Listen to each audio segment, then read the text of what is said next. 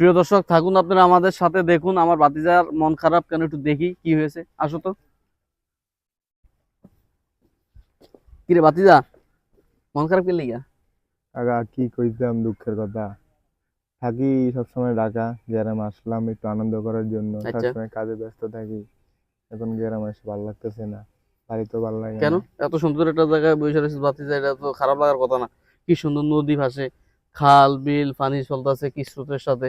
এই যে সবাই সবাই প্রিয় মানুষ আছে, কিন্তু আমার না, আমি সবসময় একা বসে থাকি, কারোর সাথে কথা বলতে পারি না। কেন ভাতিজা, তুই কে এতিম?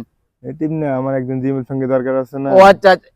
আরে বাবারে, আমার তো এটা মাথায় ছিল না। আচ্ছা, আমি এটা বিষয়টা মাথায় রাখছি।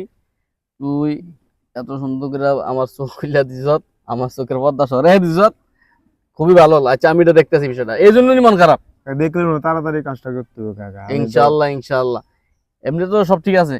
কেমনে ঠিক আছে কাকা, জীবন সঙ্গী নিলে কি ঠিক আছে, জীবন সঙ্গী তুই দরকার বেটা আমার। তো শরম লজ্জা, তুই আয়াও তো সব খাইছ, না খালি কাকা, ঘুরে এক কথা ভাইয়ের সামনে জীবন আসো। সঙ্গী ধ্যাৎ, দরকার বাচ্চা আমার। দা কিছু আমার আছে না। সামনে দিয়ে কত সুন্দর সুন্দর রমণী যাইতেছে, কিন্তু ও তো তাকিয়ে থাকতেছে, আমার ওই তো দেওয়া তুই দেখলি জ্বলতেছে। বেটা আশেপাশে কিছু ওই তো যে ওই। ওই যাইতেছে কাকা, ওই দেখেন, ওই জানলে তাকিয়ে রয়েছে আমার দিকে। ওই কি রে, ওই কি রে।